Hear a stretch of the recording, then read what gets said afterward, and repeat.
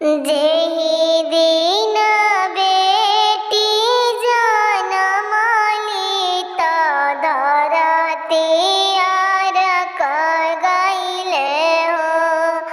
जेहि दिन बेटी जनमली त धरती अरक जाला हो। आमा के जियारा धधकी जलाई त बेटी पाहुन हो।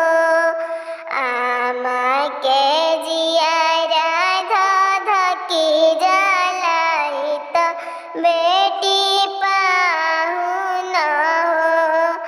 जब बेटी भइली सयान त आमा निरे खेली हो। जब बेटी भइली सयान त आमा निरे खेली हो। पापा के जियारा डेराई जलाई त बेटी पाहुन हो। पापा के जियारा डेराई जलाई त बेटी पाहुन हो।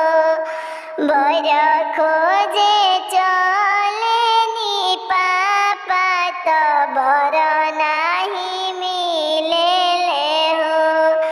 लौटी के पापा घरे आई आंगनवा मनवा मरी बैठी हो। तोहरा ही जोगे भरना बेटी मिलले खोजत खोजत देर भइले हो।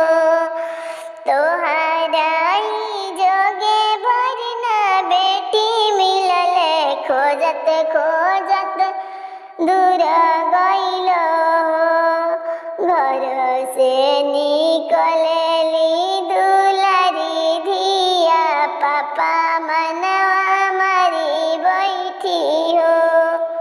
घर में से निकले